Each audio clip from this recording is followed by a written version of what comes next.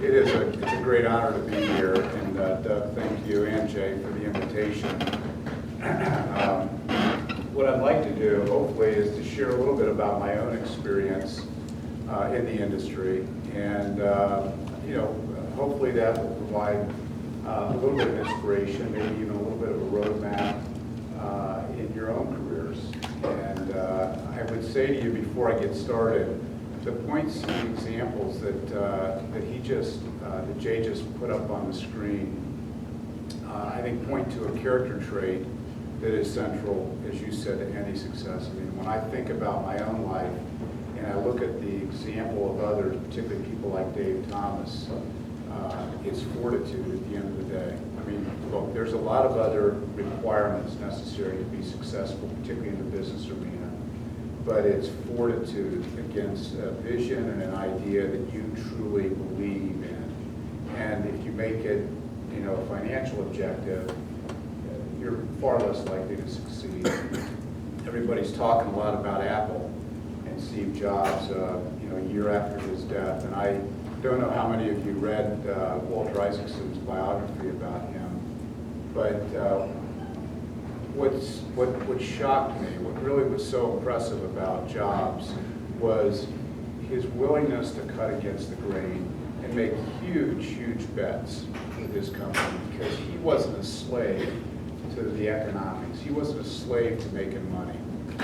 And even after he'd had great success, I mean, we all know that he turned that company around from the brink of disaster, but even after he had great success, he pivoted hard and put a lot of his business at risk when he went with the iPad, when he went with some of the handheld devices that really put at risk his computer business. But he was a guy that that really showed fortitude and perseverance, and I would say to you, cultivate that in your own life. That's not a virtue or a character trait that you turn on like a light switch when you need it. It's something that you nurture like every other virtue in your life, and you cultivate slowly, methodically throughout a lifetime. So let me talk a little bit about my own experience, and I've been very blessed. I was telling Jay, actually, my son graduated from this program, I think 3, maybe 4 years ago. He's a graduate of Ohio State's Restaurant and Hospitality Management program. He now works in the finance area, but he and I are contemplating venturing out with a new restaurant concept. But this is a great program. It wasn't one that was available when I started, when I was at Ohio State. But to step back a little bit, we were very fortunate, my family. We're from Columbus. My father is an attorney, and so I really always had a vision of following his career in the law. And he had the good fortune in 1970 to meet Dave Thomas. Dave had opened up the first Wendy's about 4 months earlier and had read about some work my father was doing for St. Jude Children's Research Hospital. That's today the second largest nonprofit, health-related nonprofit in America. And my father was a founding board member. I continue to serve as a board member of that hospital. And he was hosting the national convention for Wendy for St. Jude in Columbus. And Dave, out of the goodness of his heart, had read about this in the papers and called him and asked if he could help. So that began the relationship. It was in March of 1970. Dave Thomas had opened up the first Wendy's on Broad Street in November of that year. And to make a long story short, he gave my father and Danny Thomas, the entertainer who was the founder of St. Jude, an opportunity, or he really asked them, would they be willing to invest in this restaurant that he had opened. He was hoping to build 4 more stores. And so they each invested, took a pretty significant stake in the company, and they built a lot more than 4 stores. But because he was an owner, I had a good opportunity to work as a crew person. And so when I became legal, when I turned 14, I started working at Wendy's store number 2. I actually worked with this gentleman right here, Doug Fairholtz. I worked very hard at keeping Doug in line, but that was a full-time job. But we had a lot of fun. Yes, we did. And we were working for a company that might have had maybe 4 restaurants at the time, but it was store number 2. It was where all the training took place. So all of the franchisees, all the new hires that were coming into the Wendy's brand, went through that store, and it was an exhilarating time. I'm sure you felt the same way, Doug, because even though we were young kids, we knew we were a part of something very, very significant. And I mean, none of us contemplated how big Wendy's would grow to, but it was a exhilarating and thrilling period of time. And you know, we saw firsthand that Dave's vision when the fast food industry, the QSR industry, was saturated, or so said the pundits, was unique and differentiated. And the ways that we understood that was the confusion that the consumers had when we would ask, well, what would you like on that sandwich? Or can you pull back to the pickup window, which was, you know, something that had never been put in place in the industry before. And the company grew. After 4 years, I graduated, went on to college, and went into, actually, you know, it wasn't this room, Jay, but the reality is, I ended up having a professor, who was actually an assistant professor, I wish I remembered his name, in my third year in college. And I was taking a beginner accounting course, always with the mindset of going into law. And it was a big classroom. Frankly, it was bigger than this, and we had wooden chairs. We didn't have these nice cushions that you guys have. But he asked to see me after class, and you know, I didn't know why, but he said, you know, look, have you ever thought about going into accounting? And I told him, no, I never have thought about that, but he encouraged me to do that. And ultimately, I chose accounting as a career. And Jay, I really wish I still remembered his name, because I have given that in talks, probably given 200 talks between now and then, and always reference this gentleman who had the compassion really to reach out and do something that he didn't need to do, to kind of encouraged me to open my eyes up. And I have to tell you something, that was a gift from God, because what I found was that really was my passion. I always loved business, and I never saw myself being a career accountant, although I would have been content doing that. I went into public accounting, worked for one of the big 8 firms back then. But I know I had a gift in terms of the analytics side of the business, but I loved business. I loved it working with people. And so the opportunity to marry the financial end of business with the strategic end was a great, great opportunity. So I ended up pursuing an accounting degree, still planning on going into law, but interviewed. And frankly, I came out of school at a time that's not too dissimilar to what you're dealing with. In fact, I have 3 sons, anywhere from 21 to 27 years old, so not too far different in age than where you guys are at. And you know, they bemoan the economic conditions. And I share with them, when I came out of college, Doug, when you came out of college, we had the 3 triple digits, right? Double-digit inflation, the 3 double digits. Double-digit inflation, double-digit unemployment, and double-digit interest rates. Very, very tough period. I remember it was 11% unemployment. But you know what? We didn't worry about that. And we pursued opportunities, and I was fortunate enough to get a position with Ross, which has now become Deloitte. And for 4 years, I worked in public accounting. Well, right before I left for college, my dad parlayed some of his investment in Wendy's stock into a franchise. And so in '75, he incorporated and took the development rights for Wendy's in Las Vegas and opened up his first restaurant right around the time I was graduating from high school in 1976. And so between then and the 4-year period that I was in public accounting, he grew that business to 13 stores. But a couple things were happening. Number one, it was kind of taxing his limits because his training had been in law. And so he was really kind of frustrated trying to run that 13-store company, which was, you know, a relatively small business, but it was remote. It was in Las Vegas. And secondly, Wendy's had hit a wall. Wendy's had had meteoric growth from 1970 to 1985. And that was kind of a peak year that we didn't overcome, that we didn't exceed for many years to come. And so I came in to work with him. I left public accounting, really took over his 13-store franchise, and we grew it. And we grew it with a combination of riding the wave of Wendy's rehabilitation, and also with our own innovation and fortitude and perseverance.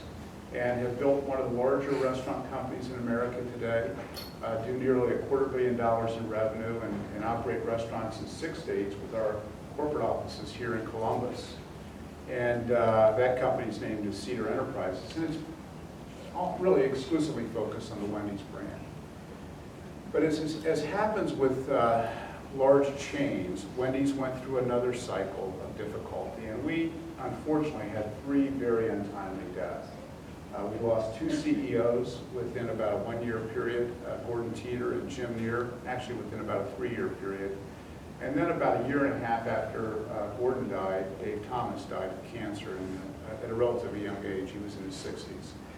And Wendy's went through a series of changes. And the reality is they ended up with some leadership that struggled to keep the brand on track. At that time, Wendy's was the hottest brand in the fast food industry, outperforming McDonald's. McDonald's was really struggling, in part because Wendy's was just really taking it to them. And so that period, which began, let's say, in 2002, kind of hit a high water mark or a low water mark at the end of 2005 when Nelson Peltz, Bill Ackman, Dick Grubin from Highfield Capital, these are all hedge fund kind of takeover artists came into the stock. And they started to agitate for change. Wendy's was a publicly held company. They also owned a number of other brands, including Tim Hortons and Cafe Express and Pasta Pomodoro and Baja Fresh. And these guys came in agitating for change, and you know how that plays out if you study business. From that time, which was fourth quarter of 2005 to mid-2006, Wendy's went through a series of management changes and ultimately made the decision to divest of Tim Hortons, which was a very, very significant company. Tim's today has a market value of about $8 billion. It's a very, very profitable, very lucrative business that was a part of the Wendy's system. And within about 6 months, beginning of 2007, Wendy's unfortunately put themselves up for sale. Wendy's is made up of a large organization, a lot of vendors that are so central to our brand. We have 50,000 direct employees, but we have 250,000 people that work indirectly through our franchise entities for the brand, and obviously have a lot of other key constituents. And they have 500 franchise entities, and there was a lot of worry, a lot of consternation when the board made the decision to put the company up for sale after having spun off Tim Hortons. And a lot of folks, quite candidly, were wringing their hands, and that's just not really been my nature. And so I set about saying, you know what, I'm going to find a way to control my destiny if I can. So I pulled together a couple of other large franchisees. By that time, my company was one of the largest franchisees in the Wendy's system. And while we had 500 entities, there were 5 franchisees that made up 20% of the Wendy's system. And so I gathered these other gentlemen in New York, told them my thoughts. I said, I think we ought to try to make a run at buying this thing, control our destiny. And good guys, good friends, they all said, we agree, we think you ought to go do it. So I was kind of on my own, and I just started knocking on doors. I started to build relationships with investment banks. This process typically takes 3 to 5 months. But what happened in the midst of this was we had this financial crisis. And I mean, it was amazing to be on Park Avenue and down on Wall Street in the midst of this. And 38 companies, mostly large companies, had bid for Wendy's, had asked for the confidential information, and started down this process because it was really viewed as a gold-plated brand. And I was an individual, one of those 38. And it was a fascinating period. I mean, I will never forget being in the offices of Clayton, Dubilier, and Rice, and the senior partner was talking about the deal that started to, cause this whole thing to become unraveled. It was a company called JP Food Services, a $5 billion acquisition, and Bear Stearns had really kind of choked on the temporary holding of that debt. And you'll remember that Bear Stearns went out of business. So that was a a fascinating and quite candidly a frightening period. And what happened over the next 12 months was all of these other bidders slowly peeled away because nobody could get financing. I saw that GE Capital was here. I wasn't able to join them for the meeting yesterday and the day before. So really a premier event at Ohio State. I got to tell you, this is a national event. Warren Buffett, et cetera. I was with him last year. But Jeff Ibel ultimately was approved of the financing for my bid, and you know, a very, very difficult period, as he would be the first to tell you.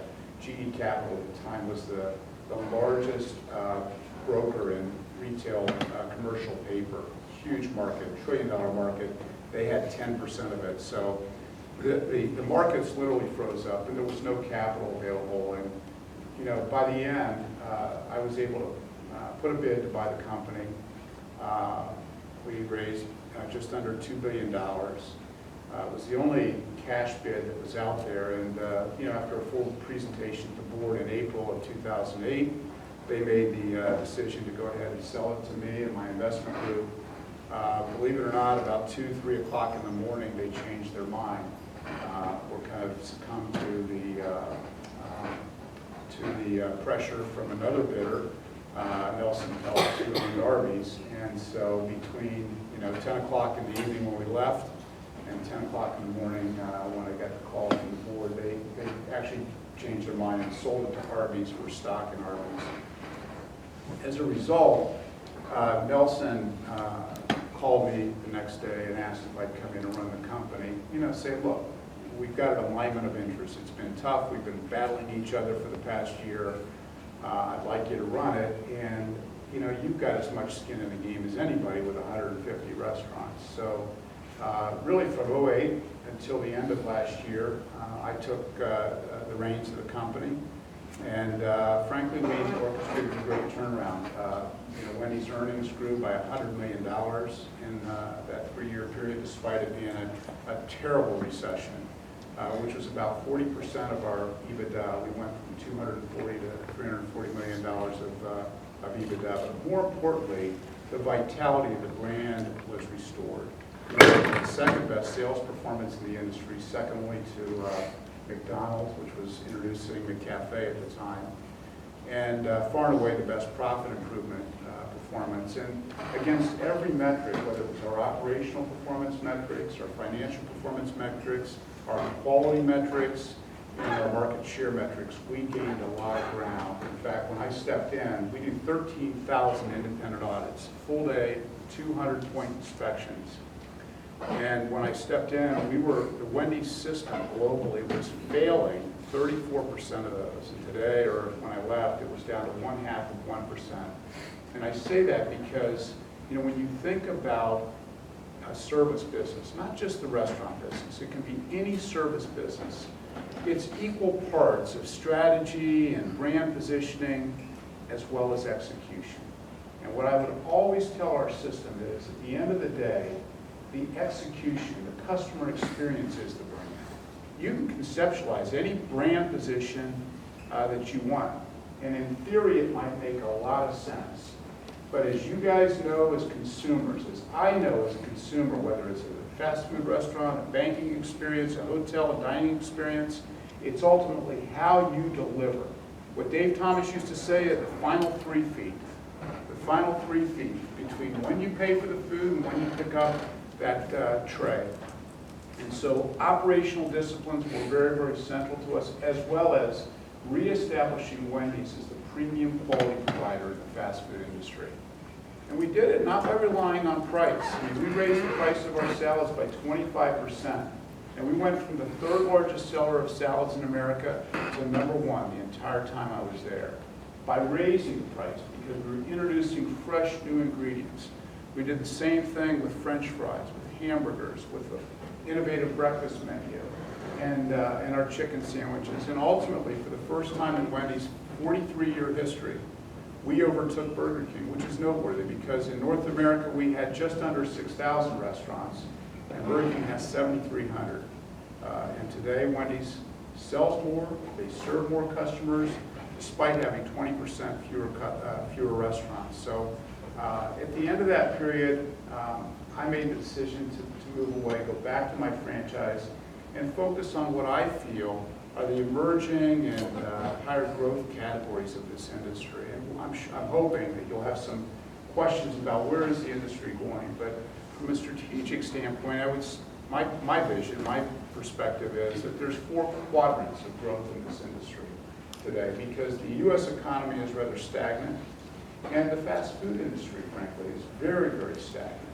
And those quadrants that have had sustained growth for quite some time now are international, which you're not going to get as a primarily domestic brand, breakfast, which remains a high-growth day part for the industry, beverage, which has fueled the growth of brands like Tim Hortons, Starbucks, Dunkin' Donuts, and others, and including, where's my friend here, Crimson Coffee.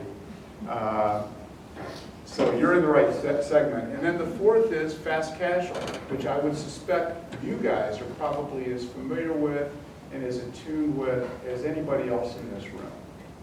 And so, you know, my shift now has been to kind of look at opportunities in those growth quadrants. And in that process, I've had a few of the private equity firms, large financial institutions in New York that have kind of reached out. So I've continued to oversee Cedar, which is you know, the Wendy's franchise operation that we have based here in Columbus. And I've accepted a role as chairman of Sbarro, which is kind of an interesting opportunity, a 1,000-store chain that also kind of has fallen a bit on hard times. And you know, I've provided some guidance in building a team. I'm not the CEO. I purposely didn't want to be that, but I am the executive chair. And helping them orchestrate a brand turnaround and a strategic growth plan that is in part dependent upon the Sbarro brand, both domestically and internationally, but also will involve incubating some more on-trend pizza concepts. And then finally, I'm a board member of a large casual dining chain called Logan's, which is about $1 billion company that is in the kind of the economic state category. So that's a little bit about my story, about my history.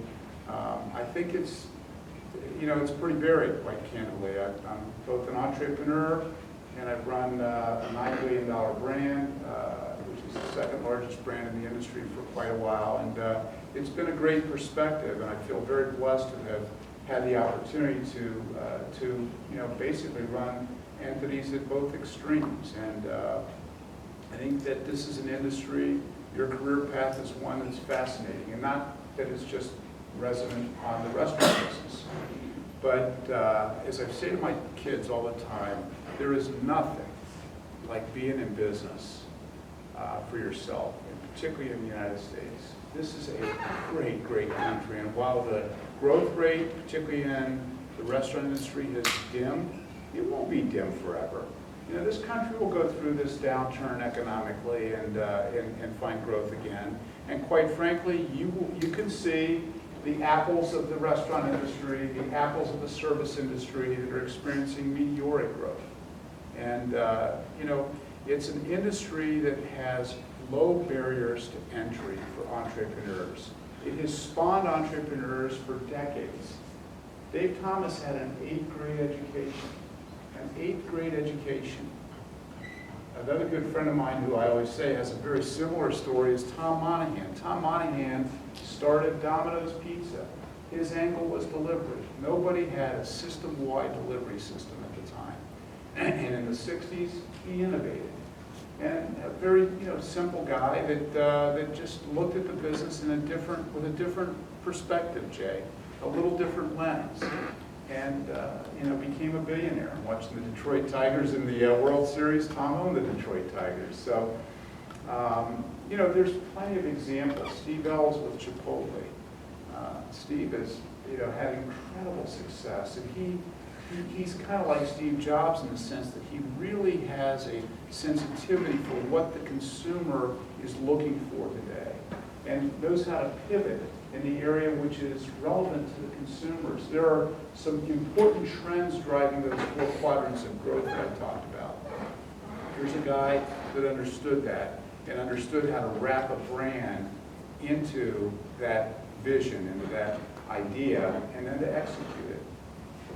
If you look at this, the changes in this industry, one of the things that's really driving it is, the higher degree of health consciousness and food awareness that consumers have. So that's what's fueling brands like Panera, Five Guys, Chipotle, and there's going to be many, many more to come. So you're in an industry, you're in a segment of the economy that is quite open to entrepreneurship, and I welcome the opportunity to kind of field questions and to really have a bit of a dialogue with you, to hear your thoughts and perhaps aspirations, and to share whatever insights my experience can offer. Yeah.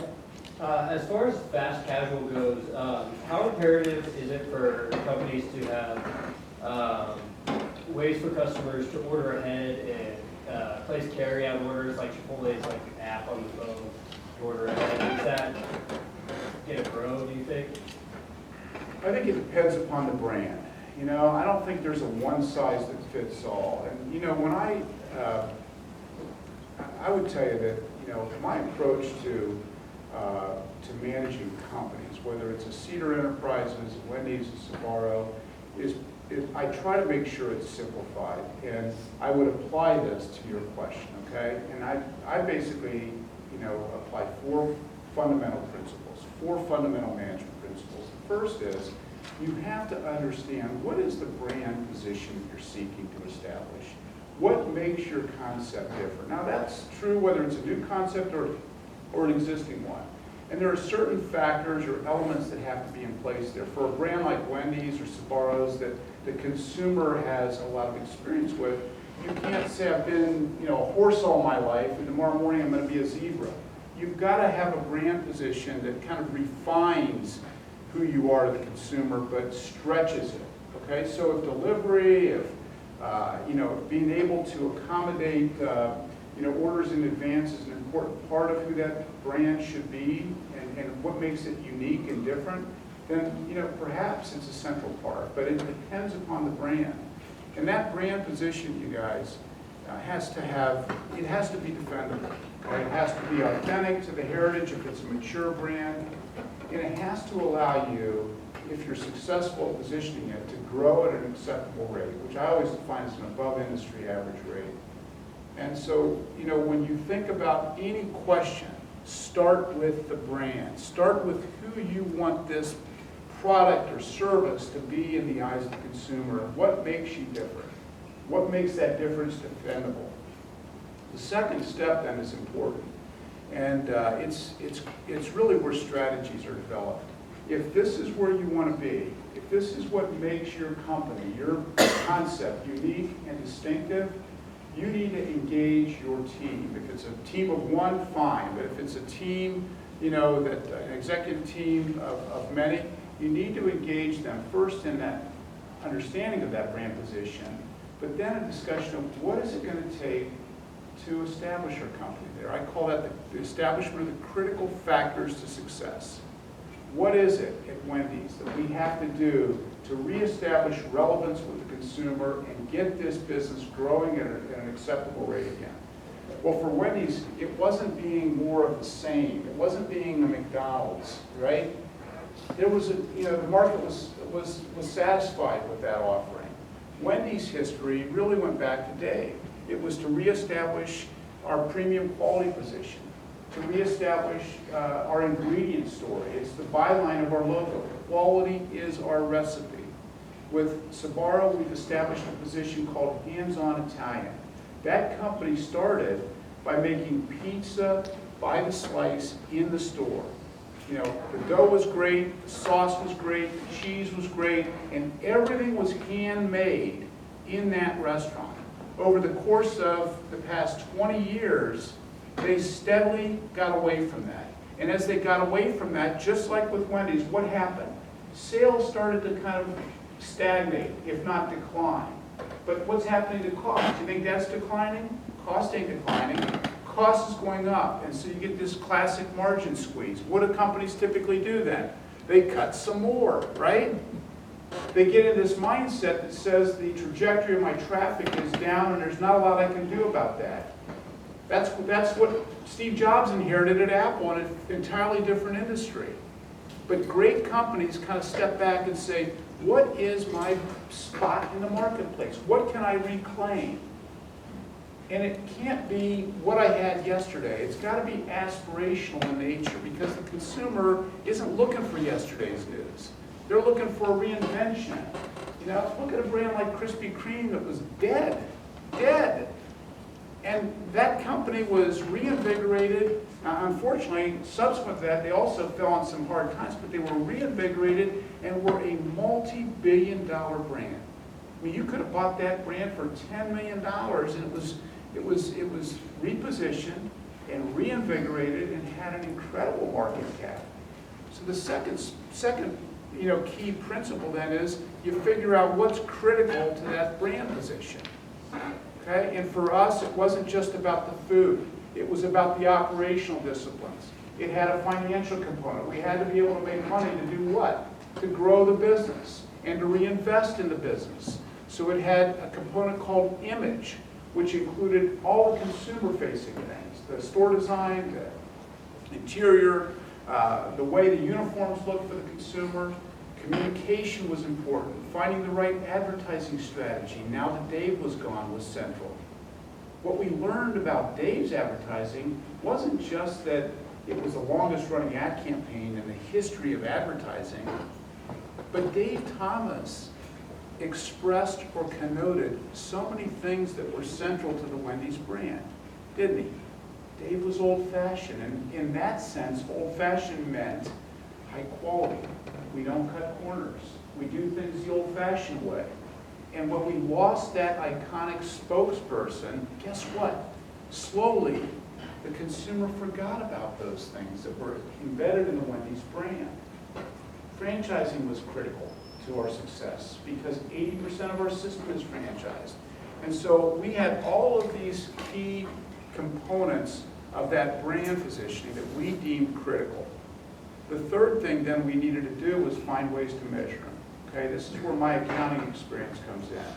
And I would say to you guys that it's important to make sure that you're cultivating and nurturing your quantitative and analytic skills, because this is a competitive industry, and it doesn't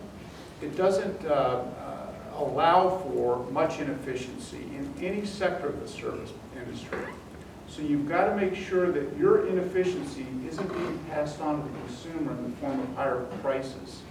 Okay, you've got to be lean, you've got to be efficient, and to do that, you've got to have good performance metrics against the things that you deemed critical. So that when we looked at those 13,000 audits, it wasn't just one final score we were looking at. We were going all the way down to say, are we driving cleanliness?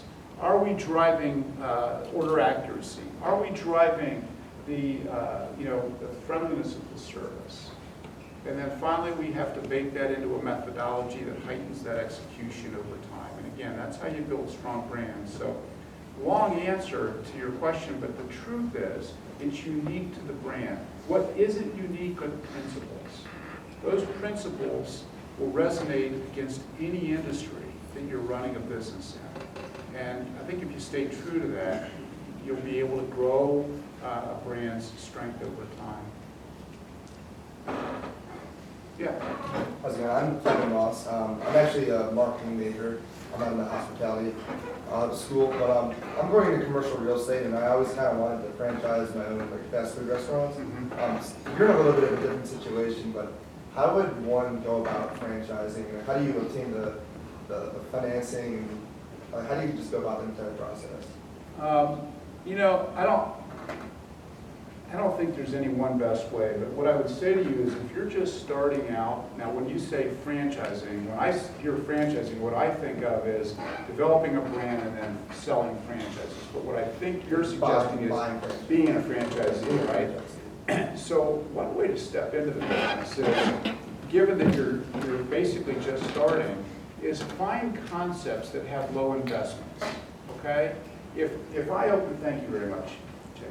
If I open a new Wendy's tomorrow, It cost me about $2 million to open up one store. I gotta buy the land, I gotta build the building, I gotta get all the permits.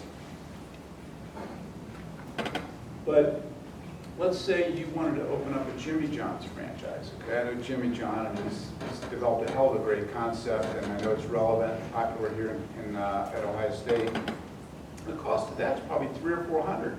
So if you can get 20% savings or, access to 20% capital, you've got a pretty good shot of having enough capital to get that store open. And that, to me, would be the better path. Find a concept first that you like, that you think has some real relevance. I mean, Buffett would always say, invest in stocks that you do business with, that you like. That was kind of his guide. Well, you're a consumer, and you're a young consumer, and that's where the growth is. Most brands want to try to build a following with young consumer because that's growth, right? And then look around for concepts that have a reasonable entry point. And you can kind of, you can cut your, stripes in that. It doesn't mean you have to be only in that one brand or that concept for the rest of your life, and it doesn't mean you only have to have one store. The one thing I would say to you, though, is that once you start to go to multi-unit, whether you're an owner or whether you're a manager of multiple units, the analytic skills become critical because you can no longer see and feel and touch all your problems. You've got to rely upon good, timely, valid performance measures that you can analyze. And so when you're at this store, you know, hey, I've got to work with this guy on his turnover and the way he's treating his employees. Because I know with the high turnover he's experiencing of employees, he's probably also having high turnover of customers, right? Over here, I got somebody who's probably got some theft going on because there's a big variance in their food costs, the theoretical versus actual food costs. So those analytics and performance metrics become critical if you ever want to be beyond one store. I'll tell you something, if you don't mind, let me just kind of stir it up a little bit with you guys. I was in California this week, and I had a lunch with, honestly, with one of the hottest fast casual concepts, the owners of one of the hottest fast casual concepts in the restaurant industry. It's a Neapolitan style pizza. I haven't even seen anything in Columbus yet like it. I mean, you do, but not in a fast casual environment. Harvest Pizza would be like that. There's a place on Northwest Boulevard that's a literal hole in the wall that's got phenomenal Neapolitan style pizza. But this is really a high growth trend, and it's fascinating. I mean, this unit, when I say I got to spend $2 million on Wendy's, these fast casual concepts go into inline locations. Do you guys know what I'm talking about when I say inline? Doesn't have a pickup window. It's a strip center, let's say, with a walk-in, and that's it, I mean, that's basically how Panera and Chipotle built their brands, right? So your investment tends to be $500,000, $600,000, and in many cases, these stores are doing $1.5 million to $2 million in revenues with, very, very good margins, let's say 20% store level margins. So your return on investment is 60, 70%. And that's part of what's fueling this kind of explosion of growth in fast casual. The demographic trends are that people are really concerned about health and nutrition today, and that's not going to go away. That's one of those mega trends that's going to be with us for a long time. And part of that's driven by the fact that America is getting older. It's not that it's shrinking in population, because with immigration, we're still growing. It's not as rapid as we were 15 years ago, but we're still growing. But what's happening is this country is slowly aging. And what happens to consumers and their eating patterns when they age? Any thoughts? You guys don't have to worry about it yet because you're so young. Healthier. What's that? Healthier. I'm sorry? They're going to eat healthier. Yes, that's exactly right. And you know why they eat healthier? Because they have concerns like heart disease, sugar diabetes, and these are huge issues. And so there is a desire as you get older to become more health conscious. The second thing that's really driving this is You know, anybody watch the Food Network? I mean, it's unbelievable the numbers that that network posts and all the neat shows that they put on. Whether it's the show on diners or the show on Iron Chef. And what's happened over the years is that the American consumer is much more knowledgeable about food, they're more knowledgeable about the ingredient story, and they're more knowledgeable about the preparation story. So that's kind of driving fast casual. And then finally, consumers' tastes are changing. They want more ethnic foods.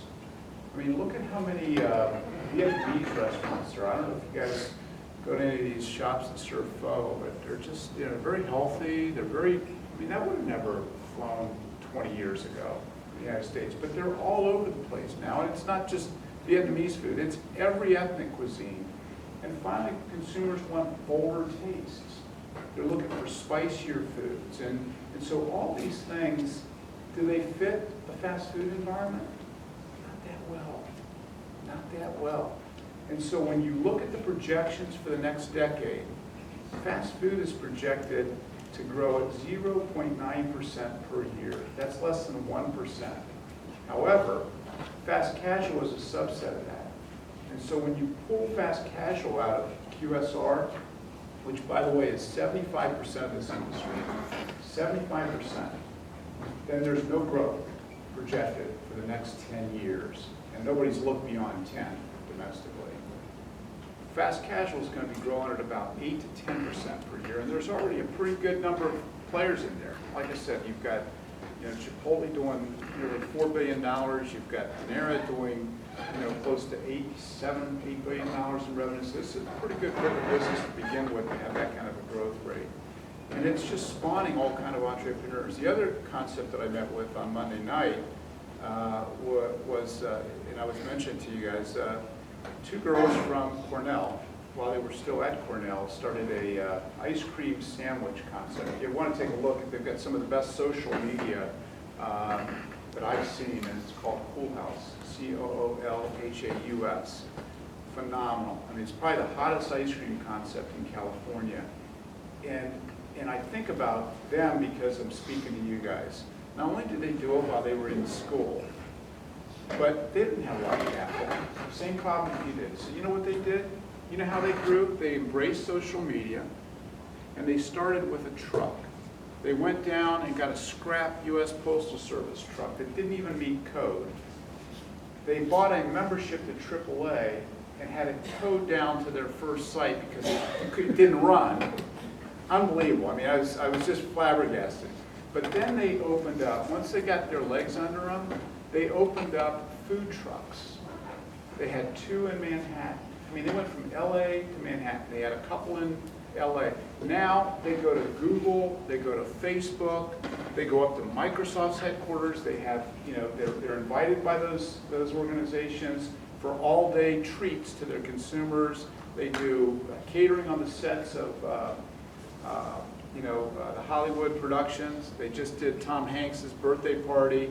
It's fascinating. And here's a couple girls with probably less than, well, actually, you know what they started with? $10,000 maxed out their credit card. That's how they started this concept.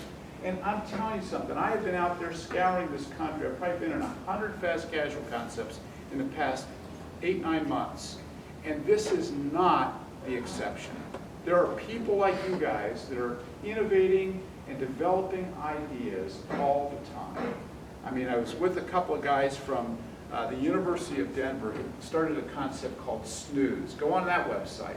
Absolutely one of the best breakfast concepts I have ever seen. I had breakfast at their Boulder store on Friday last week, a week ago. And do they play the price point game? No. They open up at 6 a.m., they close at 2 in the afternoon, they go into a strip center. You walk into this, it's not like Bob Evans. They got a full bar. They got a full bar. They're serving Bellinis or mimosas and Bloody Marys. I mean, it's really, and the food is decadent. I mean, decadent. I mean, I went to, what's the one on Neal Avenue right here? You guys, I'm sure, have gone to it. It's a pretty good restaurant, but it's not like this. It's not like Hangover Easy, yeah. That's very, very good, by the way. I think they got a good idea there. But But there's players that are taking it. This is a guy that, you know why he named it Snooze? Because he would always hit the snooze button when he had to get up in the morning. And he thought, you know, I know what I need to get me out of bed in the morning. I gotta have a great breakfast I wanna go to. He wasn't a culinary guy. He just opened up his second store in San Diego. He's got, I think, 8 stores now. He's probably doing close to $2 million a unit. And I'm just telling you something. It is a kind of a golden era for entrepreneurship in the restaurant industry, because these are low economics. I mean, you know, it may sound like a lot of money, 400,000, 500,000, 600, and it is. I'm not suggesting it's not. But look at the innovation of the food trucks, and you see them here on campus. And it gives people a way to kind of get started. But what I see happen is they're chef-inspired creations, but they haven't cultivated and developed these other skills that I'm talking about. The analytic skills, the financial skills, the organizational skills and how to execute in multiple units. So they kind of hit a wall, 1, 2 units, and then they can't really grow beyond that. That's where the experience, in some of these chains really comes in. So you guys may have seen some of these concepts that you're intrigued with. If you are, let me know, because I'm still looking.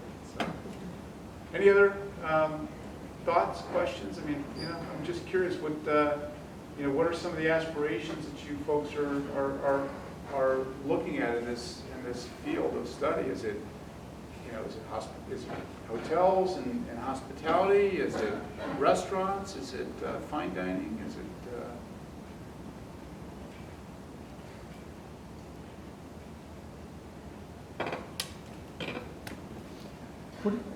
May I ask you something? Please, Jeff. But what do you see the hospitality in terms of accommodation business? Is that, I know it is different business, but are there growths in there? Yeah, I think it's fascinating what's going on there, because they really got crushed in the recession, because business travel and vacation, leisure travel all got reduced significantly. And what's interesting is, look at these different brands. I mean, we have the perspective of the years, but remember when Hyatt was one of the hottest, high-end brands in the industry? Look what's happened with the lack of reinvestment in that brand. And it's just not the same brand that it used to be. And on the other hand, Hilton looked like they were giving up for dead. The Hilton that's going to open up downtown will be the only corporate-owned Hilton in North America that's opened in 2011, 12, or 13. And it's partly being built there because of the success they've had with the other Hiltons that they've opened up at Polaris and Easton. So it's a very, very capital-intensive business. For the most part, the hotel business is a franchising business.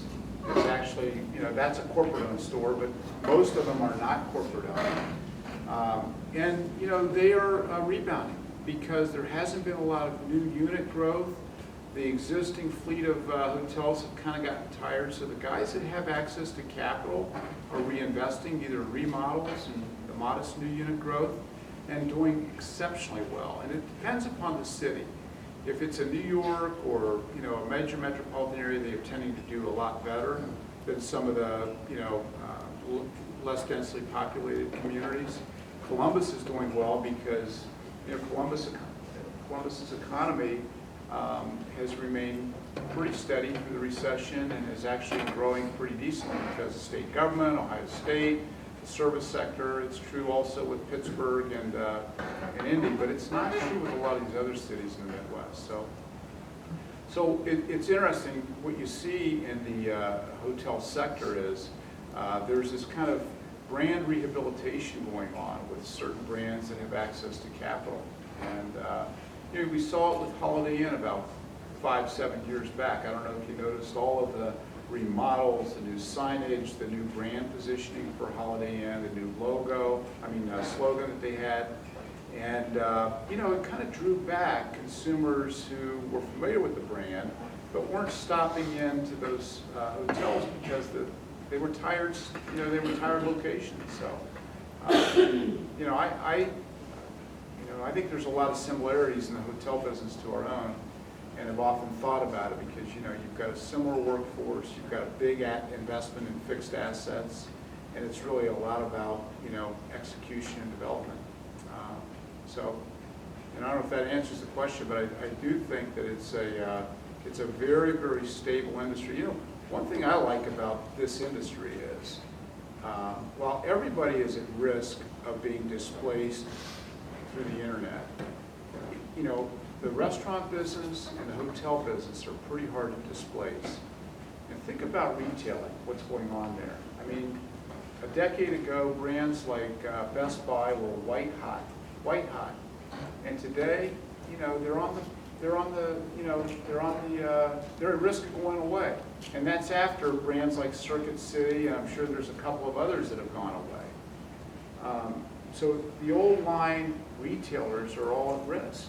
And it's because the internet has displaced them. It's a lot harder to displace food and lodging.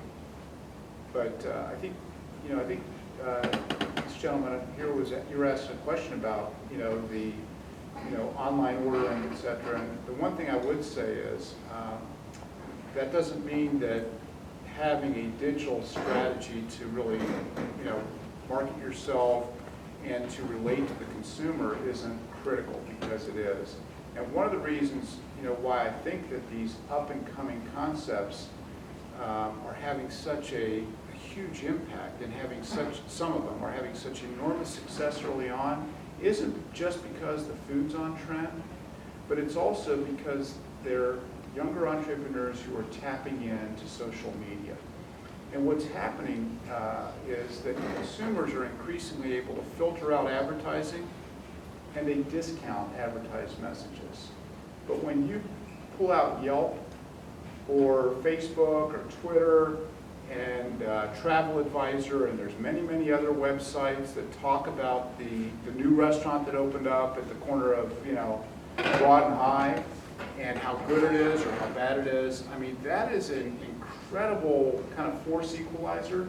And so the new guy can literally compete and maybe has a bit of an advantage versus the established brands like McDonald's or Wendy's. Now think about that. That is, you know, that's asymmetric. And that really, I think, is part of what is fueling this, I think, golden era of entrepreneurship in the restaurant industry. Again, you know, you guys are better positioned than folks like us who are just not as savvy with those tools and the way that young consumers are thinking. Yeah, please. Most of these students are, you know, some of them have got some experience, some of them don't. Mm-hmm. What would you say that, you know, is it necessary for them to work some years before they start something, or can they venture into anything? Well, it's a great question. I personally believe, I think either is an acceptable path to success, and we certainly see some celebrated examples of success in all kind of fields where the entrepreneur didn't start with a big chain. I mean, they just basically followed their passion, followed their heart. That said, my own opinion is I do think it's great to get some experience. And so when you step out of college, in my opinion, the counsel I offer to my kids is pick that first employer, to the degree that you can pick it in this difficult environment. Pick that employer not based upon the compensation that's offered you, but really more from the perspective of what are the developmental skills and qualities of that organization.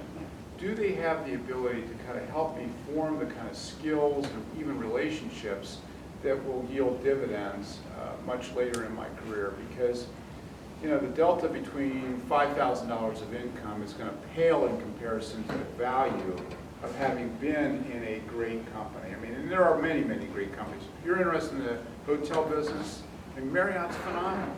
They have a great, great training program, and they really develop managerial talent, help you think a little differently about service and hospitality. I'm sure I'm not as familiar with Hilton, but the success that they're having isn't coincidental. It's probably because they've got these good fundamental development programs and the ability to attract A-level talent. But the same is true in the restaurant industry. And I would tell you something, when I hire, especially multi-unit people, whether it's a district manager all the way up to a CEO, one of the things I really focus on is what company did that individual spend their time with? And how much jumping around did they do?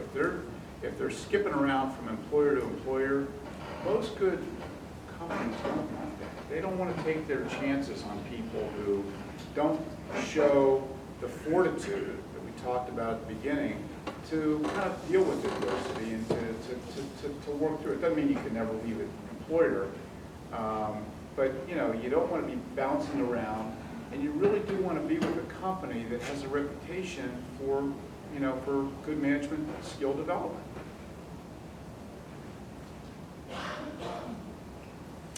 Other questions or observations about the industry or interest levels? Yeah. I know there's challenges at Wendy's because they're trying to break out of a past mold and move into this new vision of their new stores and their new image. A chain being, 7,000, 8,000 stores. Will the franchisees, will they eventually all buy into it? Is that a struggle, and how do you get that inertia to move forward? Well, it's a great question, and it is difficult. Turning around large brands, particularly ones that are owned predominantly by franchisees, is challenging. And what I think it hinges upon is not just having the right strategy and a certain discipline in the way that you develop those strategies. In other words, I always used to say you don't lead a brand turnaround with a reinvestment strategy. Some of the people that were predecessors to me kind of were pitching that, we need $1 billion to kind of get the brand turned around, or multiple extensions of $1 billion. That's critical, and that's why the image and the facilities was a critical success factor. We developed all those designs when I was there. We've got 4 that we're testing. But it's like flying an airplane, Doug. And I think that what you've got to do is you've got to move on a lot of fronts in order to improve the relevance with the consumer. So it's menu, it's operations, it's hospitality, it's financial performance, as well as reinvestment. And I typically believe that you have the reinvestment strategy developed, and it follows close behind. We're right now in the process using some of the same organizations that I brought into Wendy's, doing that with Sbarro. And the franchise system is, they can be perceived to be an obstacle, but I like to think of them, being a franchisee, as the longer term investors, if you will, versus management, and that they should be listened to. So I think to sell a big reinvestment strategy in, what do franchisees want? They want to have confidence that there's a long-term vision for this brand that they believe in, and a long-term vision for that reinvestment. So, but it is an obstacle. And with the current designs, you're talking about $600,000 a store. So, when you got 7,000 stores, that's a big number. That's $4 billion. Now, it doesn't have to happen overnight, but there has to, reinvestment's always been important. And I think it kind of comes back to the broader risk and opportunity, and why I think that the consumer is going to continue to reward these new concepts, because they are new, they're less capital intensive, so they can reinvest at a little bit more aggressive rate. And I think that these mature brands, not just Wendy's, but Burger King and Taco Bell and Kentucky Fried Chicken, and outside of Columbus and the Midwest, you got Jack in the Box and Carl's and Hardee's, etc. They're going to struggle keeping up with the reinvestment that helps keep that brand relevant and fresh in the minds of the consumer. Our brand position was built upon, once I went back in, was built upon freshness, high quality freshness, the real choice in fast food. And what we found was interesting. We did millions and millions of dollars of research on the brand position and tried to find what are the critical correlative factors that support that brand position. And you know what the number one operational attribute was? It wasn't even the food, it was the cleanliness of the restaurant, beginning with the parking lot. It was amazing. 60% of customers experience a pickup window or a fast food experience through a pickup window. And so in their minds, if the parking lot was clean and orderly, it gave them confidence that that was the way the restaurant was run. The second most critical piece, speed of service. Because their calculus in their minds was that if the service is fast, again, it gives them confidence, A, that the food is fresh, and B, that the store is being run in an orderly and professional manner. And consumers aren't dumb, but one of the challenges in business is to make sure that we understand how the consumer is viewing our business and our industry, and then again, measure those things and drive execution. That's not the only piece. You got to do the big ideas like menu reinvention and store design reinvention, but you got to be able to deliver on the back end too. I have a question about Sbarro. It's probably not true, but I feel like Sbarro is primarily in malls.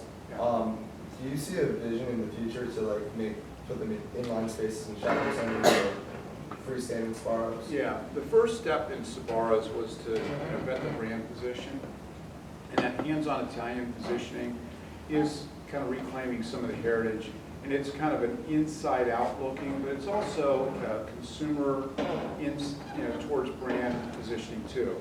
It's indulgent food, so eating a good New York style slice of pizza, you do it with your hands. So, you don't do it with a knife and a There's no fork. Sbarros around here unless you go to Polaire. It's like That's no right. convenient Sbarros. And Easton. And so, but what they did is they digressed so far. So they got the steam table and all that stuff.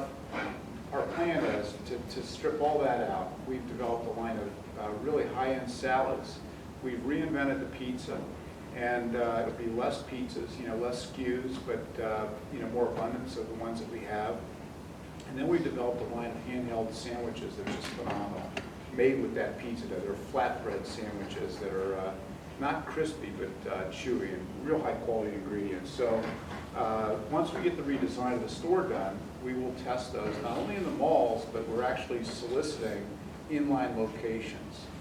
I will tell you this though, I've also asked that we do it with a different flag, a different name, because what I want to gauge is how damaged is that brand. Now, I would typically never do this. And like with the Wendy's, I would never do it. But at Wendy's, I had almost a $500 million ad budget that was tied to the sales of the stores. I don't have that at Sbarro's. They don't advertise on TV. And so I think the risk of kind of stealing away from that core brand is far, far lower. So we'll try the new version of Sbarro with the Sbarro banner. And we'll pick another spot somewhere else in the country and try the same changes with a new name, okay? The good thing is we have a pretty strong presence internationally, 400 stores, and the sales growth is really eye-popping. So we will continue to muscle build the international piece, play in that space. And then the final leg of this strategy, quite candidly, is, and the reason I was meeting with the concept out west is that we will look at getting on trend with pizza. And what's on trend is artisan pizza, Neapolitan style pizza. And so it's kind of, I hate to say this, but it's kind of like the Chipotle line flow model, where you go through the line, we start with a real high quality dough ball, and you basically build your pizza. Now there's standard builds, but it's, I don't know if you've ever been to Italy, but there is actually a certification for Neapolitan style pizza from Naples. And, so it's kind of a flatbread, real high mix of women who aren't worried about the carbs because there's just not that many carbs. It's very thin pizza dough and cooked typically in a wood-fired oven. You build the pizza, it cooks in like 3 minutes, 4 minutes because it's such a thin pizza. You've got great margin, you've got good pricing power, complemented with a great set of salads, and then we've got to figure out what the right beverage strategy is. Now, what we'll be able to do with 1,000 stores is we can convert a couple dozen. We are not just in malls, by the way. We have airport sites, we've got casinos, we've got some of the highest grossing stores in Times Square and elsewhere in Manhattan. And so one of the things, and this is why I've been reaching out to Eric, is we're developing a on-trend artisan pizza concept that will sit under that corporate infrastructure. Do you follow me? And again, maybe convert some of the existing stores and let's see how it plays. But ultimately, my message to the equity owners is that you've got to decouple this brand from the malls, because the mall business is a shrinking book of business. It's not going to go away, but what's happening is the A-level malls are retaining their business, the Polarises, the Instants. I mean, what happened to Eastland, Westland, Northland? They're gone. You guys don't remember that because they were gone before you were born. But think about what I'm saying. I mean, you're buying on Amazon. You're buying direct from manufacturers, right? And that's probably 20% of retailing now, guys. These are things that, again, if you're thinking about concepts. I mean, has anybody been to North Star? Let's see a bigger show of hand. I don't see. What do you guys think of that concept? Yeah. I think it's really innovative. I think they're really limited right now. The menu is very small. I love the concept of what they're doing with the healthy and kind of the locally sourced and things like that. But Yeah. I don't think they're quite there yet where they can scale it huge. Yeah. And do you see the points I was making about fast casual? The source of ingredient, preparation story, higher quality, kind of manifest themselves there. But I don't disagree. What are other impressions of North Star? I mean, you guys have been there. Speak up. Actually, like the simplicity of menu. Uh-huh. It works because there's only pretty probably. What do you like to get there? Well, everybody knows about the vegetables. Mhm. Buddha bowl, chicken, tofu. It's good. You ever been there for breakfast? Anybody been to North Star for breakfast? What do you think of breakfast? It's really good. High quality ingredients and healthy. Limited menu. Yeah, limited. Right? But very differentiated. How about Piata? Anybody been to Piata? What do you think of that? Like it? Don't like it? It's all right. And talk to me about I feel like it's like a once in a blue moon, like I barely crave it. It's like a Italian version of Chipotle. It's just very convenient, but I won't eat it. I'm glad you waited for it. Yeah. No. When you said crave, that is like, to me, that's the key. That is the key to success. Craving. Everything doesn't have to be craveable, but you've got to have some products on any menu that are really craveable by consumers, because that's what keeps, and they may not order it all the time, but that's what keeps drawing them back. So I think that, I find that interesting. What are other impressions of Piata? Yeah. I go there a lot and I thoroughly enjoy it. I just think it's very simple and kind of unique. I mean, how often can you get a big bowl of stuff with pasta, marinara sauce, and just other stuff in a huge bowl? I just think it's a cool So concept. you typically get the bowl versus I get the Piata. bowl, yeah. Uh-huh. So, and what about you? I got the, Piata? The Piata's too thin in my opinion. It rips and then it's just a big mess. That's my experience. It's too brittle. It's all It's over the innovative. clothes. I get the bowl too, and I like how there's you can try a different sauce each time, you can switch it up. It's not like Chipotle where you get the same thing every time. Yeah. You can, try different ingredients, and it's all Italian, so you can get Alfredo or you can get, and it's still good, Yeah. What about other kind of fast casual Mexican places? I mean, you guys, I'm sure, have all gone to Piata. Are there any places that you've gone to that are kind of in that space that are different from Piata? Yeah. It's not Mexican. Hey, what? K-Way, yeah, very, very. You like that? It's a very successful concept. Part of P.F. Chang's, as I'm sure you probably know, which was just sold. P.F. Chang's is kind of the casual dining Chinese restaurant, and they kind of developed their way out of that. But what about Mexican? I'm just kind of curious. Does anybody like Mexican?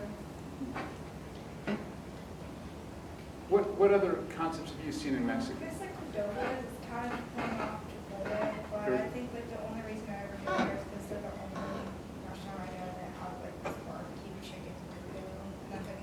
So you got a craveable product there, right? Yeah, even though I don't go there often, it's the only thing I feel like I know. I've never been there, but my friend loves this place called Moe's. He's from Georgia, and he Sure. says he goes out of his way just to go get it. So so They're it's based like- in Atlanta. Yeah, he lives in Atlanta. Yeah. They've got some here, I think. I don't know. There's a burrito concept in Dayton. I can't remember. Anybody tried it? What's it called? Hotheads. Hotheads, yeah. Good? No. No? And the reason I ask that is as successful as Chipotle is, and they're just crushing it right now. I mean, they really are. You know, I mean, I said to you, don't measure success by numbers, okay? So I'm going to violate that here. But Wendy's with 6,700 restaurants, of which 1,400 are company owned, and where they own the real estate on about 600 of them. Okay, about $9 billion brand, has a market cap, adding back their net debt, of, you know, right around $2.5 billion, okay? Chipotle, which I haven't examined their balance sheet, but I don't think they have any debt. I'm assuming they don't. They don't really own any real estate. They're all company-owned stores, but they have about 1,500 company-owned stores. They don't franchise, so comparable number to Wendy's. $13 billion value in the marketplace with no real estate. But as successful as they are, I have seen so many interesting, fast casual Mexican places that make Chipotle look like Taco Bell looks like Chipotle. And I mean, one of them, anybody from Chicago? Have you ever go downtown Chicago? Yeah. Go to a place called Xoco, X-O-C-O, Okay. okay? Unbelievable. All fast casuals I've seen out there, it's probably the most remarkable, $7.5 million per unit, and they've got probably 3,000 square feet, Doug. And they just take the fast casual Mexican experience to a whole different level. And so as successful as they are in that space, I think there's still plenty of room. And what I find interesting is, I think American consumers love Mexican food. I don't think that's abating. I mean, if I had to ask you Mexican, chicken, hamburger, Italian, how many of you would say eat Mexican as often as any of the above? Couple, not many? Oh, that's a decent representative. I mean, you know, so I mean, it's got, I think there's still plenty of growth in that space left, so. Wonderful. I know that we would love to hear more from you, but your time is limited. Thank you for your time.